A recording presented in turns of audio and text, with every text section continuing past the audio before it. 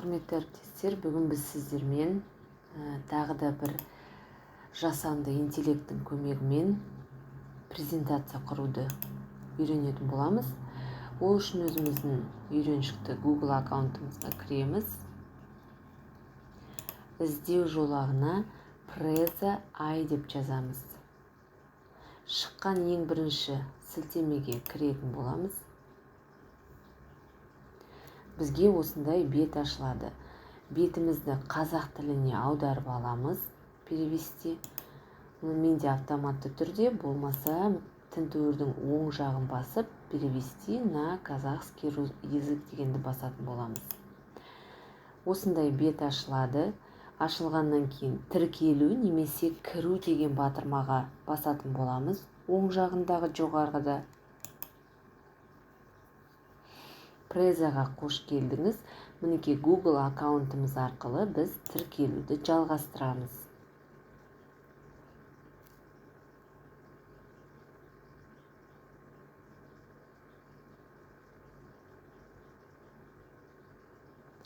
Мен уже алдында тіркеліп қойған болатынмын.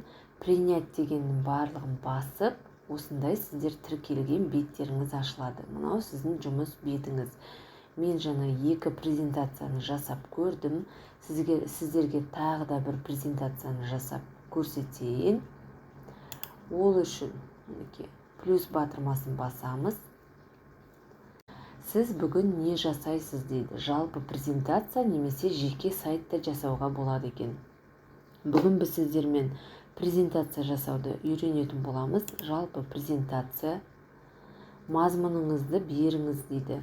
Презентацияның мақсатына және бөліскеніңіз келетін кез келген маңызды мәліметтерді сипаттаңыз. Тілді, үнді және аудиоларын орнату үшін параметрлерді пайдаланыңыз дейді. Мына жерге сіз презентацияңыздың тақырыбын жазып қоюға болады, немесе өзіңізге керекті жаңағы мәтінді тауып жазып көшіріп қоюға болады. Мысалы, мен жаңа ақпараттың өлшем бірліктері дегенді алдым. Өлшем бірліктері. Мен мәтінмен бірге алған едім. Қазір жай ғана тақырыпты жазып шығарып көрейік. Бізге жаңағы жасанды интеллект не шығарып береді екен? Ақпараттың өлшем бірліктері және мына жерде жасау деген батырмасын басасыз. Бірнеше минут тосамыз, презентациямыз дайын болады. Презентациямыз дайын болды. Мінекей 10 беттен тұратын презентациямызды дайындап берді. Бұл жерде біз осы жерден өзгерте аламыз. Мысалы, сөзімізді басып, ұнамаса басқа шрифтқа, басқа түске барлығын айналдыра аламыз. Яғни мәтінді басқа өзіміздің қалаған түсімізге, қарпімізге ауыстыруға болады. Мінекей өлшем бірлігі, бірлік және теңдік дейді. Осындай әртүрлі жаңағындай суреттермен шығарып береді екен. Өлшем бірліктер тізбесі дейді мінекей. Тағы да басқа да қызықты тақырыптарды алып, осылай презентацияны бірер минуттың ішінде жасауға болады. Мына жерден біз өзіміздің қазіргі мынау ашық тұрған бетіміздің фон түсін ауыстыруға болады. Осындай басқа да негізгі түс, мысалы ақ пен қара, көгілдір, қызыл деген сияқты. Немесе жаңағы түс презаның параметрлерін, жазудың параметрін ауыстыруға болады. Дөңгеленген бұрыштарды шағын мәтін етіп жазуға болады. Енді мына жерде жоғарғы жағында бізде батырмалар тұр. Бұл бізде 3 нүктеден тұрады. 3 нүктені басатын болсаңыздар, кері қайтару, қайталау, PDF форматында экспорттау, көшірме файл және файлды жою деген бар. Енді осы презентацияңызды жасап болып дайын болса, PDF форматта сіз презентацияны жүктеп ала аласыз. Бөлісу ол егер де осы презентацияны басқа бір жаңағындай ұялы телефонда, интерактив тақтада көрсеткіңіз келсе, балаларға жекесіне көрсеткіңіз келсе, мінекей сілтемесін алып, және сол сілтемені балаға жібересіз. Одан кейін мына жерде бізде көрсету режимі берілген, презентация көрінісінде және веб-бет көрінісінде дейді.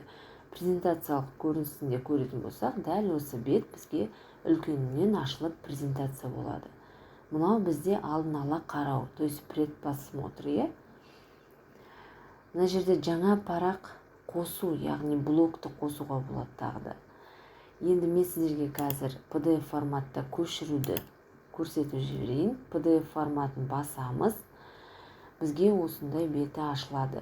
Жұмыс кеңістігі логотипі, яғни өздеріңіздің Google аккаунттың логотипінен галочканы алып тастайсыздар. Жаңағы төлем алушы дегеннің галочкасын алып тастасаңыздар, сіздердің жаңағы водяной знактарыңыз кетеді. Бет нөмірі тұра берсін, PDF файлында жүктеп алыңыз дейді. Жүктелуде. Мінекей біздің PDF файлымыздағы ақпаратымыз дайын болды. Көретін болсақ, мінекей жаңағы жасаған Preza AI жасанды интеллекттің көмегімен жасалынған презентация. Бұл жерден сіз тағы да басқа ақпараттарды енгізіп өзгерте аласыз.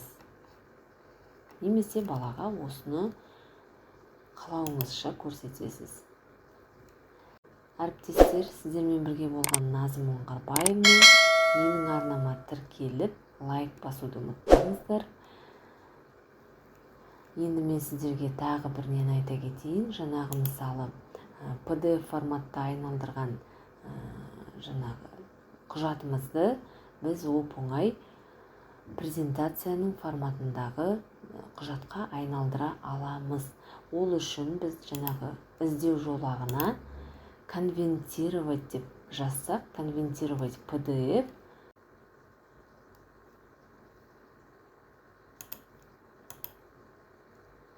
бірер минутта сізде PowerPoint-та тұрған презентацияға айналдырып береді. Дайын болды. Мінекей преобразовать PPT-X. Дайын болған ақпаратымызды жүктеп аламыз. PPT форматта біздің презентациямыз дайын болды. Енді осы жерден өзіңізге керек нәрсені өңдеп, жөндеп қоса аласыз. Сіздермен бірге болған Назым Оңғарбаевна. Менің арнама тіркеліп, лайк басуды ұмытпаңыздар. Сіздерге пайдалы болса, әріптестеріңізбен бөлісуді де ұмытпаңыздар. Сау болыңыздар.